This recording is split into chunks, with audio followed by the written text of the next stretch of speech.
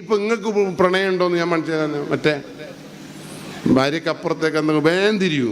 നിങ്ങളെ ഭാര്യ ഇപ്പം വിളിച്ചെങ്കിലില്ലേ, നിങ്ങളെങ്ങനെ ഫോൺ എടുക്കാൻ ഞാൻ കാണിച്ചേട്ടെ,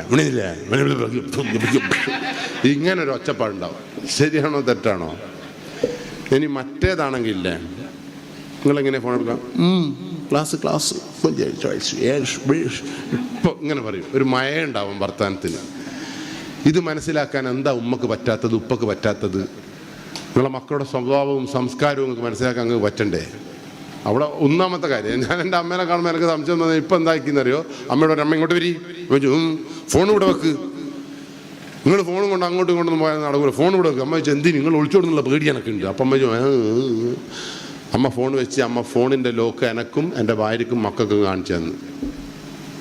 ഭാര്യയോട് പറഞ്ഞു, ഇനി ഇവിടെ ഫോൺ വെക്ക്, ഇനി ഓടുന്നു എനിക്ക് സംശയമുണ്ട്. കാരണം എന്താ പറയുക, ഇന്നലെ വടകര ഓടിക്കും, 37 വയസ്സുള്ള 2 കുട്ടികളെ ഇട്ടിട്ട് പോയി, അതുകൊണ്ട് ഇനി ഓടും, ഫോൺ ഇവിടെ വെക്ക്.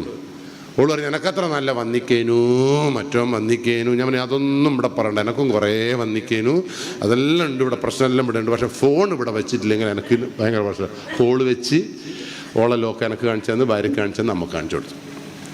ഞാനും ഫോൺ വെച്ച് ഇപ്പം എന്തൊരു രസമാണെന്നറിയാം. എൻ്റെ വീട്ടിൽ എൻ്റെ ലോക്ക് ഭാര്യക്കറിയാം, എൻ്റെ ഭാര്യ എൻ്റെ ലോക്ക് എനിക്കറിയാം, ഞങ്ങളെ 2 ലോക്കും മക്കൾക്കറിയാം, എൻ്റെ ഫ്രണ്ട്സിന് എല്ലാവർക്കും അറിയാം. നല്ലതാണോ ചീത്തയാണോ? എന്തൊരു സമാധാനം എന്നറിയാം ഇപ്പം എൻ്റെ